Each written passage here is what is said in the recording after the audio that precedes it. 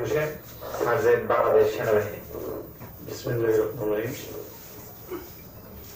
উপস্থিত আমার শ্রদ্ধেয় বড় ভাই প্রধানমন্ত্রী অ্যাডভোকেট সোহরাব ভাই, উপস্থিত এই সংগঠনের বাংলাদেশ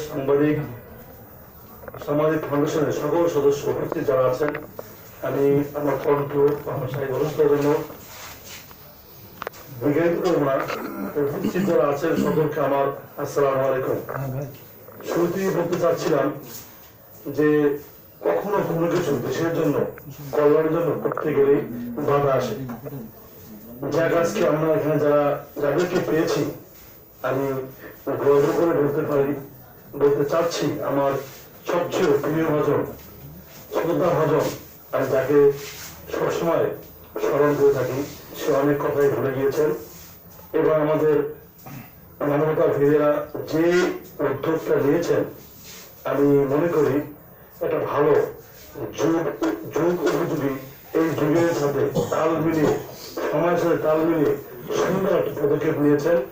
এই পদক্ষেপটা আমরা চালিয়ে দিতে পারলে এবং চালিয়ে দিতে পারবে আশা করি, এবং এটা সারা বিশ্বে ছড়িয়ে পড়ে। আমি তাকে একটা ছোট্ট একটা বলে দিতে চাচ্ছি। উপদেশটা এটাই হবে, আগে সাংবাদিক ছিল অল্প কয়েকজন মুষ্টি মেয়ে, কিন্তু এখন বাংলাদেশে 18 কোটি মানুষের কাছে ডিজিটাল যুগে সবার কাছে ভালো দামি মোবাইল আছে, সকলেই সাংবাদিক। তাই মনে করি যে কোনো খবর, যে কোনো দুর্ঘটনা প্রত্যন্ত অঞ্চল থেকে সারা বিশ্ব জানতে পারে। তাই আমি এই সংস্থার মাধ্যমে, যেখানে সকল সাংবাদিকদের সমন্বয় করা হয়, গাছ লাগানোর সময় গাছের নিচে যদি ফাউন্ডেশন, ওপর মাটি দেওয়া হয়, তখন গাছটা ভালো হয়, গাছের ফলটাও ভালো পাওয়া যায়। তাই এখানে একটা কথা প্রথমে আমি শুনেছি, আগে যখন আমি ছোট ছিলাম, ছোটবেলা দেখেছি রাস্তা দিয়ে হাঁটলে কিছু লোক বোরকা পরে দাঁড়াই থাকতো, এখন সেটা আর দেখা যাচ্ছে না।